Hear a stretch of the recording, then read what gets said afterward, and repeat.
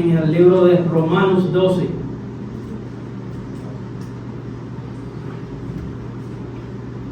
Por mucho tiempo había querido preparar un mensaje sobre este capítulo del libro de Romanos, y una coincidencia, o no podemos decir coincidencia porque el cristiano no puede vivir de coincidencia, pero es una casualidad de que el domingo estábamos tocando estos versículos y el Señor me puso en mi corazón compartirles este mensaje en la noche de hoy. Romanos 12, 1 y 2. Pero quisiera introducir diciendo, hermanos, es claro que este libro de Romanos 12 nos habla de lo que es el deber cristiano. Si ustedes se va a el tema, lo que pone arriba del número 12, dice deberes cristianos, pero deberes cristianos como sacrificios vivos delante de Dios. ¿Qué nos viene a la mente cuando nosotros pensamos en sacrificios? Puede ser que nuestras mentes sean llevadas a aquellos sacerdotes que una vez Dios puso a través de la tribu de Leví para expiar los pecados de Israel. Muchos sacerdotes hubieron en la Biblia, como es el caso de Aarón y sus hijos Nadab y Abiú. Dice Levítico 10, 1 y 2, que ellos, por presentar fuego extraño delante de Dios, fueron fulminados, porque no fue olor grato a Dios. Pero ¿qué hay de las ropas de los sacerdotes? En Éxodo 28 nos habla de ellas, lo cual nos presenta más claro y preciso la santidad de nuestro Dios. No era coincidencia, mis hermanos, que solo los descendientes de una tribu pudieran entrar donde habitaba la presencia de nuestro Dios, que era el lugar santísimo. Allí nadie podía entrar a menos que fuese de esta tribu de Leví. El que entraba allí era totalmente muerto, ¿verdad? Porque Dios es un Dios justo. Y si Él habló y puso reglas, debemos de, por así decirlo, jugar el juego a nivel de las reglas de Dios, no a nivel de nuestras reglas. Hermanos, incluso debían estar a cuentas, santos y sin mancha, ya que de no hacerlo podían incluso hasta perecer. Algo que me impacta de la ropa de estos sacerdotes es que ellos tenían un cordoncillo. En este cordoncillo había campanas para decirnos de que si uno de estos sacerdotes perecía en el lugar santísimo, el pueblo se iba a dar cuenta de que había ya muerto. Por estas campanas, al tocar el piso, el cuerpo, ¿verdad?, sonaban, y el pueblo inmediatamente alaba a ese sacerdote ya muerto, ¿verdad?, porque no podían entrar al lugar santísimo. Hermanos, simplemente, hermanos, porque Dios no puede convivir, hermano, con el pecado, y el pueblo estaba minado de pecado. Es el mismo acto cuando Dios, mis hermanos, está allí, que su Hijo Jesucristo está en ese madero y dice: Padre, Padre, ¿por qué me has abandonado? Hermano, porque ya Jesús había cargado todos los pecados de la humanidad, y Dios no puede convivir con el pecado. Hermanos, dice aún la Biblia en Salmos 7, que Dios está airado con el impío todos los días, y solo esa ira es apaciguada a través, hermanos, de la obra redentora de nuestro Señor Jesucristo. Nosotros, al igual que la tribu de Leví, somos más que bendecidos. ¿Por qué, mis hermanos? Porque podemos tener comunicación, podemos tener una estrecha relación con nuestro Dios. Pero qué pena que muchas veces Dios no está allí con nosotros, aún nosotros siendo hijos suyos. ¿Por qué, mis hermanos? Porque nosotros le hemos defraudado. Y aún nosotros sabiéndolo, aún así le buscamos. Y muchas veces nuestras plegarias, nuestras oraciones no son contestadas. ¿Por qué? Porque Dios no convive con el pecado. Y muchas veces culpamos a Dios. Dios, ¿por qué tú no me respondes? Hermano, examinemos nuestros corazones. El salmista decía en el Salmo 139, examíname, oh Dios, y conoce mi corazón. Podemos decirle a Dios que examine nuestro corazón y Dios podrá, hermano, encontrar algo que le agrade a Él en nuestro corazón.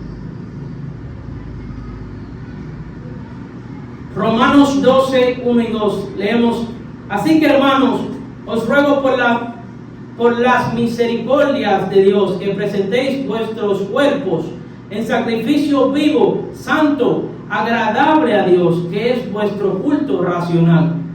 No os conforméis a este siglo, sino transformaos por medio de la renovación de vuestro entendimiento, para que comprobéis cuál sea la buena voluntad de Dios, agradable y perfecta.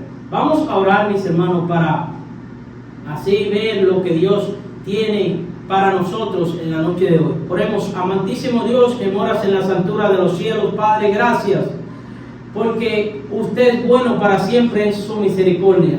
Gracias, mi Dios, por el sacrificio de tu Hijo en la cruz, mi Dios, porque sin Él no pudiésemos, mi Dios, entrar a tu templo, mi Dios, no pudiésemos aún predicarle a tu pueblo, Señor. Gracias por tu palabra, gracias porque son nuevas cada mañana, gracias aún por tu sabiduría.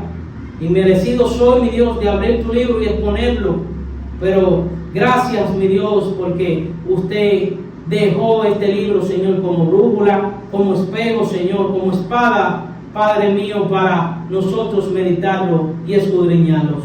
Que podamos tener corazones abiertos y oídos atentos a lo que usted nos quiere decir hoy a través de estos versículos. Gracias por todo esto, te lo pido en el nombre de Jesús. Amén. Hermanos, sabiendo entonces que soy cristiano, que soy hijo de Dios, ¿cómo debo de presentarme para un sacrificio que agrade a Dios? El tema ya usted lo ha visto en el grupo. Tu vida, un sacrificio viviente. Tu vida, un sacrificio viviente. Y punto número 1, hermanos, para agradar a Dios debemos ser sacrificio vivo. Y es lo que dice Romanos 1 y 2 al comenzar: que presentéis vuestros cuerpos en sacrificio vivo. Amados hermanos, esto se refiere a la última frase del verso 36 del capítulo anterior.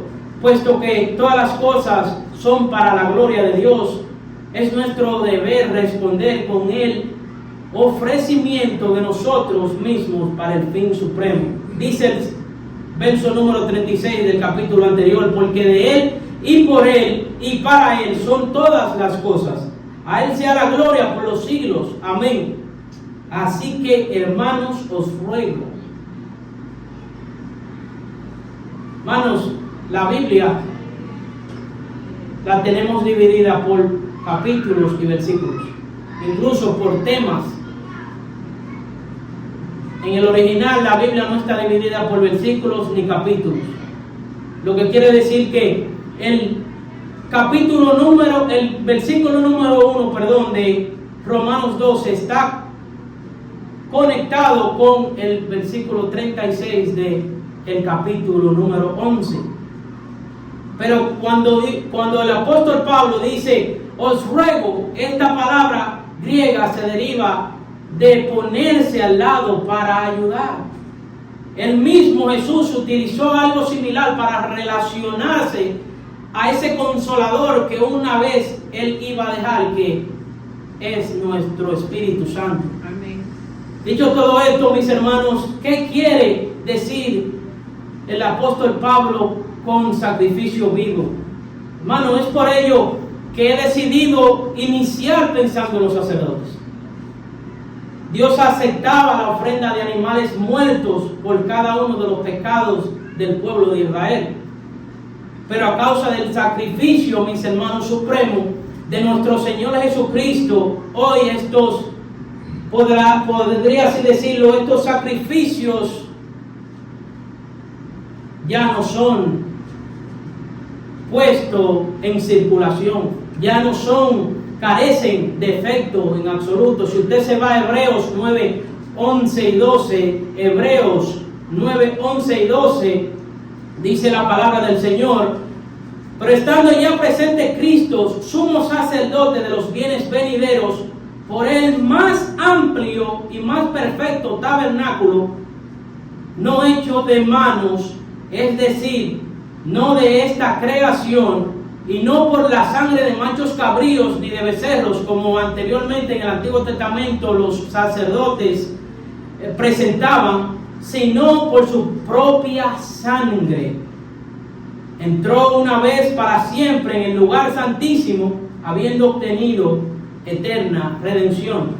Hermano, es claro que nuestro Señor Jesucristo quiere que nosotros tengamos su imagen. Si usted agarre su celular, y puedo darle permiso para que lo use ahora, pero si usted agarra su celular y pone la cámara en la cámara frontal, se va a ver usted en el teléfono. Hermano, es por esto que Dios quiere que cuando Él nos vea, Él quiere verse reflejado en nosotros. Su sacrificio fue vivo y Él demanda de cada uno de nosotros ofrecimiento como tal. Esta se podría, hermano, decir que es, entre comillas, la consecuencia de ser creyente. Pero yo no quiero, hermanos, que usted lo vea como una desventaja, porque esto es también un deber del creyente. Al final de todo, debe apuntar a algo mejor que los sacrificios que presentaban los sumos sacerdotes al pueblo. Se refiere a sacrificios vivos, porque ya nosotros no estamos muertos en nuestros delitos y pecados, sino que ya vivimos para Dios. Gálatas 2:20: con Cristo estoy juntamente crucificado, y ya no vivo yo, mas vive Cristo en mí. Hermanos, qué gran gozo es que Cristo, ¿verdad?, vive en nosotros, y ya no tenemos que ofrecer, o el pastor, ¿verdad?, o el sumo sacerdote no tiene que ofrecer más corderos. Lo que comemos chivo, ¿verdad?, y cordero fue una gran bendición para nosotros, porque ya no, imagínense, presentar corderos hoy en día, no tendríamos, ¿verdad?, ese degustamiento de las ovejas. Mis hermanos, pero volviendo, ¿verdad?, los pecados del pueblo lo alejaban de Dios. Recuerdo una ocasión cuando el pueblo de Israel, que estaba, ¿verdad?, allí en Éxodo 20:18, recuerdo que cuando Moisés estaba en el monte Sinaí, recuerdo que ellos querían buscar a Moisés, pero no podían. ¿Por qué? Porque el monte estaba humeando y ellos sencillamente temblaban de miedo y se mantuvieron alejados.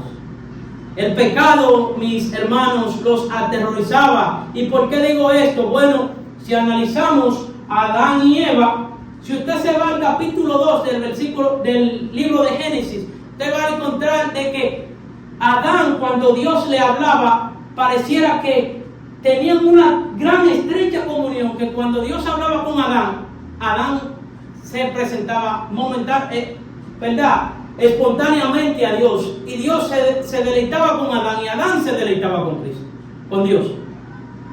Mis hermanos, pero una vez que cuando ellos pecan, en el capítulo número 3, verso número 10 de Génesis, cuando ellos una vez pecan, ¿qué hacen? Se esconden de la presencia de nuestro Dios. Pero antes, Dios hablaba con Adán y Adán hablaba con Dios. Pero ahora vemos que después de la caída, ahora la voz de Dios le aterroriza. Tiene miedo de Dios. Y por esto es, mis hermanos, el pecado nos aterroriza y no podemos ser sacrificios vivos así. Salmos 27:1 dice: Jehová es mi luz y mi salvación, ¿de quién temeré? Jehová es la fortaleza de la vida, de mi vida, ¿de quién he de atemorizar? Entonces, ya no podemos vivir bajo el yugo del miedo que nos atemoriza, que valga la redundancia, es pecado, porque pone en duda lo que es la confianza, pone en duda la fidelidad de nuestro Dios. No podemos, hermanos, ser sacrificios vivos si no conocemos la magnitud del sacrificio que Jesús hizo por nosotros. Cuando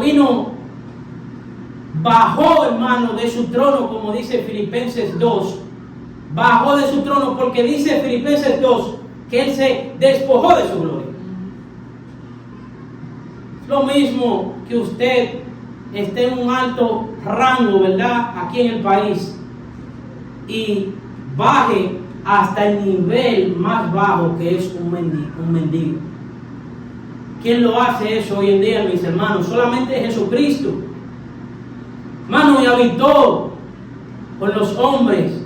Fuimos y aún somos indignos de su obra, todo por el amor de la humanidad. Juan 3:16. Porque de tal manera amó Dios al mundo, que ha dado a su Hijo unigénito, para que todo aquel que en Él cree no se pierda, mas tenga vida eterna. Un sacrificio vivo nos demuestra que ya no estamos muertos, que ya Dios no quiere los sacrificios muertos como antes, sino a los vivos, los cuales su Hijo dio vida por su obra en la cruz. El Dios vivo necesita, hermanos, sacrificios vivos. Hermano, volviendo al texto clave, otra palabra allí que podemos hacer de referencia, además de sacrificio vivo, hermano, también tenemos que presentarnos como sacrificios santos. Sacrificio santo, uno de los atributos, podríamos decirlo sin duda, más destacados y al igualmente más difícil de imitar.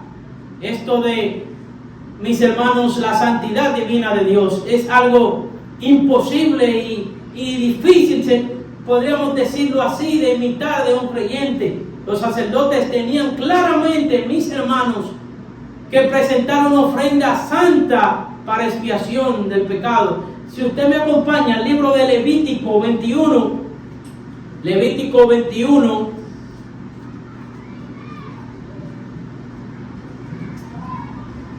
Levítico capítulo 21, verso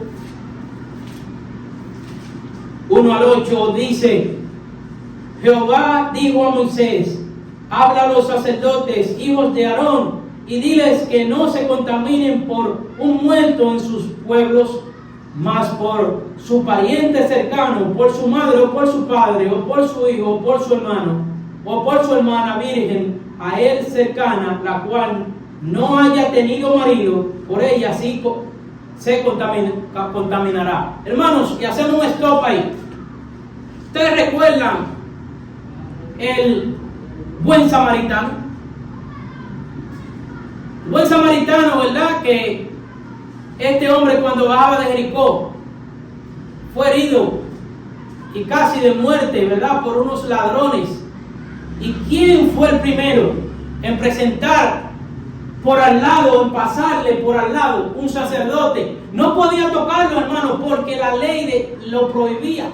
La ley prohibía tocar el cuerpo inmundo, porque si tocaba el cuerpo inmundo iban a tener que pasar por un procedimiento para ser santificados nuevamente. Pero Jesús muestra en esta parábola del buen samaritano, no es las leyes que el pueblo de Israel tenía, sino el corazón. Si este sacerdote tendría un corazón de ayuda, posiblemente Jesús lo hubiera exaltado como exaltó al buen samaritano. Mis hermanos, el versículo 4, dice, sigue diciendo, no se contaminará como cualquier hombre de su pueblo, haciéndose inmundo. No harán tonsura en su cabeza, ni raerán la punta de su barba, ni en su carne harán rasguños. Santos serán a su Dios, y no profanarán el nombre de su Dios, porque las ofrendas encendidas para Jehová y el pan de su Dios ofrecen. Por tanto, serán ¿qué? Santos. Hermanos, y el versículo número 8, le santificarás, por tanto, pues el pan de tu Dios ofrece, santo será para ti, porque santo soy yo, Jehová, que os santifico. Hermanos, hoy en día Dios demanda que su pueblo abrace este atributo. Hermanos, y esto no es difícil porque tenemos su palabra y es en ella que encontramos todos los pasos para nosotros ser perfectos, enteramente preparados para toda buena obra. Segunda de Timoteo 3, 16, 17. Toda la escritura es inspirada por Dios. Y al final, ¿para qué? El objetivo de Dios de preservar su escritura, ¿para qué fue? Para ser perfecto, enteramente preparado para toda buena obra a su redil. Mis hermanos, ese es el objetivo final por el cual Dios reveló, inspiró, preservó y hoy en día ilumina al creyente.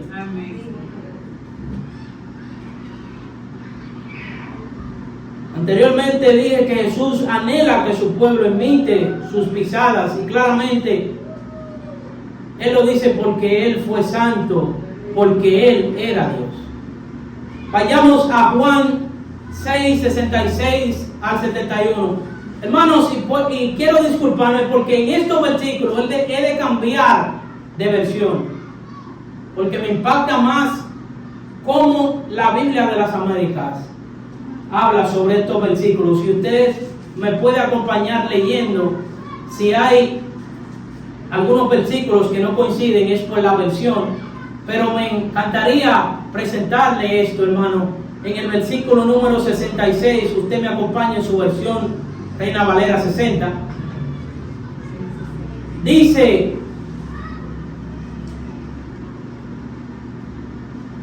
como resultado de esto, muchos de sus discípulos se apartaron y ya no andaban con él.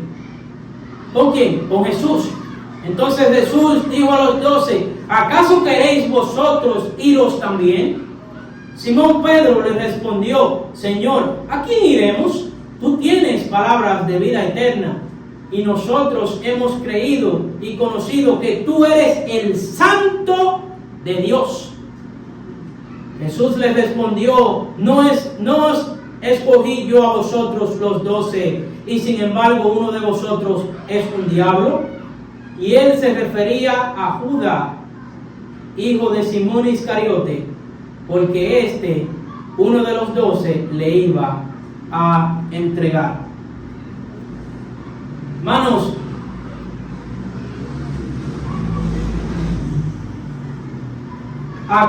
¿por qué traigo esto a colación?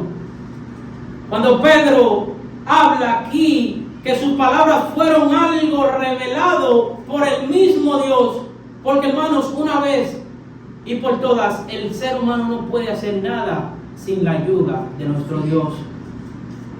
Hermanos, el discípulo, ¿verdad? Pedro, quien lo llama a Jesús como ¿quién? Como el Santo de Dios.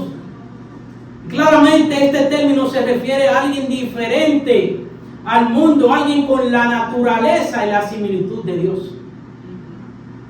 Es lo mismo que el autor de Hebreos dice en Hebreos 7:26, apartado de los pecadores y exaltado más allá de los cielos. Hermanos, Deuteronomio 5:26 dice que cuando el monte estaba humeando, como dije anteriormente, que cuando estaba humeando el monte, que Moisés estaba hablando con Dios, el pueblo decía atemorizados: allí está el Dios viviente. No es lo que usted tiene en su Biblia cuando lee los versículos de la Reina Valera del 60. El Dios viviente, mis hermanos. Josué 3:10 dice, les dice a Josué, al pueblo, de cómo el Dios viviente les daría la batalla, les daría la victoria. Y primera de Samuel 17:26, cuando el rey David, ¿verdad?, estaba y peleó con Goliat, dice: ¿quién es este filisteo incircunciso para que provoque a los escuadrones del Dios viviente? Hermanos, lo importante aquí no es que sepamos quién es Jesús. El propósito es la respuesta que tenemos acerca de Jesús. La persona de Jesús, mis hermanos, siempre será una persona divisora. Usted lo vio, ¿verdad? En el versículo número 65 dice, y decía por él, voy a otra vez a volver a la versión del 60, en el 65 dijo, y dijo Jesús: por eso os he dicho que ninguno puede venir a mí si no le fuere dado del Padre. Desde entonces muchos de sus discípulos, no se refiere a los 12, se refiere a las personas que seguían a Jesús. Hermanos, volvieron atrás. ¿Por qué? Porque la persona de Jesús siempre será una persona divisora. Es por esto, mis hermanos, que algunos de los que seguían decidieron apartarse de él. Es por esto que el creyente, mis hermanos, tendrá siempre el rechazo del mundo. Y esto es lo mejor que le puede pasar a un creyente. Porque dice la palabra que amistad con el mundo es enemistad con Dios. Porque Dios no puede convivir con el pecado. ¿Por qué? Porque es santo. Si Pedro, hermanos, quería decir con santo de Dios alguien diferente, entonces quiere decir que debemos de imitar esto. Es lo que Dios, hermanos, quiere crear y debemos ser cada día. El hermano Uri predicaba acerca de las nuevas criaturas, lo que se une con Efesios 4, 22 y 24. Despojémonos, hermanos, en cuanto a la pasada manera de vivir. Despojaos del viejo hombre que está viciado conforme a los deseos engañosos, y renovaos en el espíritu de vuestra mente, y vestido de nuevo hombre, creado según Dios en la justicia y santidad de la verdad. ¿En qué, hermano? En la santidad de la verdad. Hermanos, ¿quién? Sin santidad nadie verá a Dios, dice la palabra de Cristo. La santidad de Dios cambiará nuestras vidas. D.L. Moody dijo una vez: la Biblia te alejará del pecado, o el pecado te alejará de la Biblia.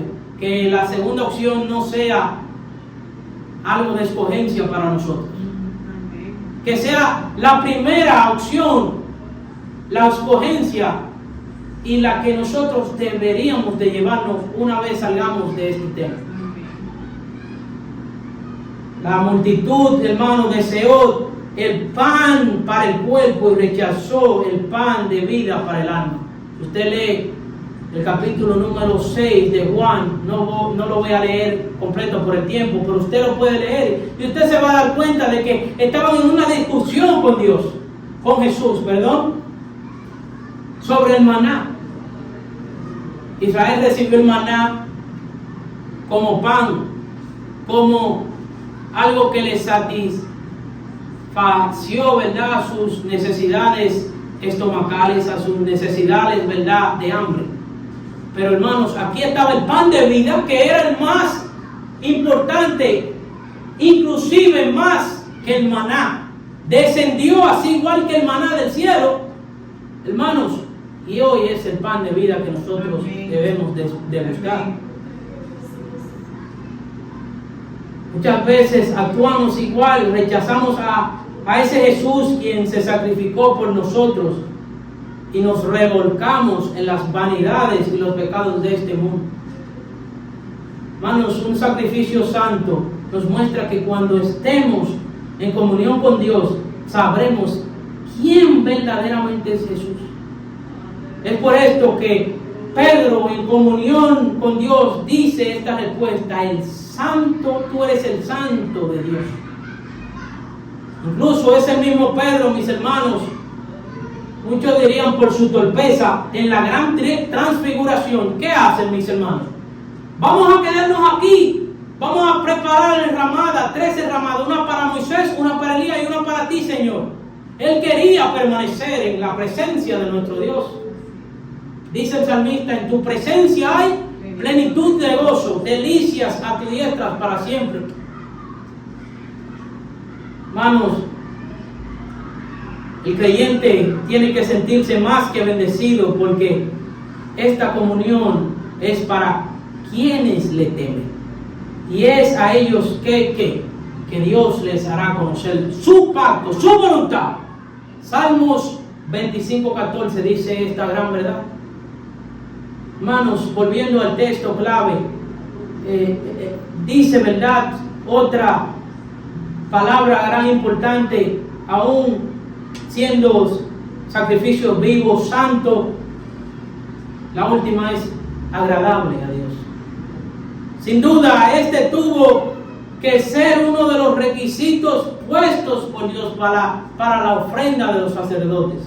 Imagínense, hermanos, que usted lo invitan para que diese una crítica del plato más exquisito del menú de un restaurante.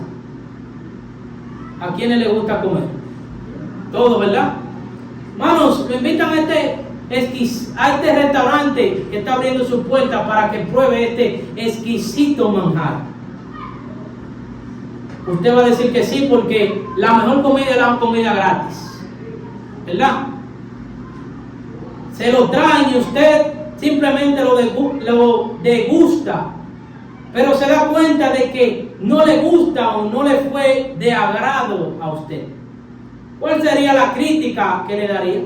A lo mejor, hermanos, si ponemos de una escala del 1 al 10, ¿qué puntuación usted daría a este plato? Quizás tu crítica fuese justa y muy estricta, o fuese la puntuación entre 3 o quizás 0. Entonces, hermanos, ¿qué puntuación daría Dios por nuestro sacrificio? ¿Qué puntuación daría Dios por nuestro sacrificio? Que muchas veces es desagradable a Él. Algo importante, cuando estaban Caín y Abel en el capítulo 4 del libro de Génesis, si usted va allá rápidamente, Génesis 4, 4 y 5 dice: y Abel trajo también de los primogénitos de sus ovejas, de los más gordos de ellas, y miró Jehová con agrado a Abel y a su ofrenda, pero no miró con agrado a Caín y a la ofrenda suya. Hermanos, Dios miró con agrado la ofrenda de Abel, pero no vio así la de su hermano Caín. Hermanos, no importa cómo quieras agradar a Dios, mientras tu corazón esté contrito y humillado, tu ofrenda, tu sacrificio será agradable a Dios. Porque aquí no importaba la ofrenda. Aquí importaba el corazón, y quizás el corazón de Caín estaba muy lejos de presentar una ofrenda agradable a Dios.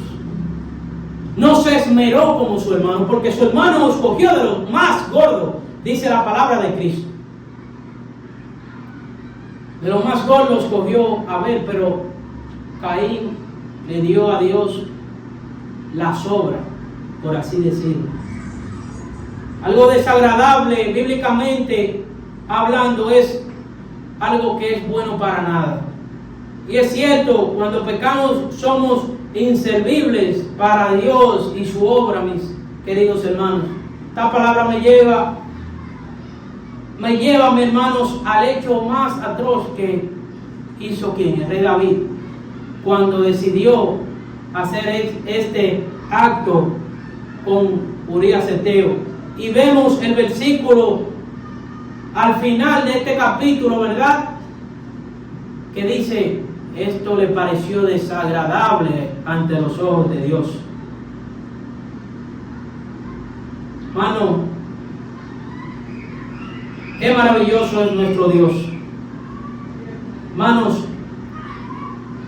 Dios simplemente no estaba presente cuando se orquestó este plan. Hermanos, lo maravilloso que es Dios nos ayuda a dar un sacrificio que le agrade, porque claramente nosotros solo no vamos a poder. Un sacrificio agradable nos muestra los débiles e inservibles que somos y la necesidad que tenemos de buscar la ayuda de Dios, que como humanos no podemos hacer nada sin que Él nos enseñe. No fue Jesús que enseñó a sus discípulos a orar. Y si Jesús no hubiese enseñado a sus discípulos a orar, ¿usted cree que nosotros hablaríamos con Dios? Dios dejó la oración para que hablemos con Él. La Biblia habla con nosotros, es Dios hablándonos a nosotros. No es sueño, no es una canción, es la Biblia. Si uno no está pasando tiempo en ella, nunca vamos a agradar a Dios. Romanos 12:2, ya concluyendo, Romanos 12:2, concluyendo para que no me crucifiquen mis hermanos. No, es bromas. No os conforméis a este siglo, sino transformaos por medio de la renovación de vuestro entendimiento, para que comprobéis cuál sea la buena voluntad de Dios, agradable y perfecta. Obligatoriamente nuestros sacrificios deben ser tal y como vimos, mis hermanos, porque ya la obra de Dios renovó nuestro entendimiento. Es que se nos puso otra mentalidad. La mentalidad suya no puede ser la mentalidad que usted tenía cuando era pecador. ¿Por qué? Porque debe haber un renuevo en su mente. Algo que debemos de hacer, créame, si usted no tiene esta mentalidad, tiene que revisarse obligatoriamente, mis hermanos. Si usted no es llamado a cambios, tiene que ver si es verdaderamente un creyente. Cuando nuestros sacrificios sean vivos, santos y agradables, vamos a conocer cuál es la voluntad de Dios. Una canción de Steve Green que me llega a la mente, ¿verdad?, cuando escribía este sermón, es que él dice: no necesitamos ver el plan, solo necesitamos seguir a Dios y hacer su voluntad. Nuestras familias serán de bendición cuando andemos en estos caminos, porque lo bueno siempre se va a compartir. Lo mismo con Timoteo, quien tuvo a su abuela Loida y a su mamá Eunice, el cual fueron ejemplos para él. Entonces, si nuestro sacrificio hecho es con mi hermano, ¿cree usted que estamos siendo buenos ejemplos? El buen y perfecto ejemplo lo tenemos en la persona de nuestro Señor Jesucristo. Amén. En conclusión, mis hermanos, pidamos a Dios que nos ayude, que nos moldee como Él quiere, que todo lo malo en nuestro interior sea quitado para que viva Él en plenitud y nosotros, porque sin Dios nuestros sacrificios siempre van a ser fuego extraño, como los sacrificios que hicieron en la introducción Nadab y Abiú. Y quizás usted no va a ser fulminado por Dios por presentarle estos sacrificios extraños, pero sí va a ser inservible para su obra.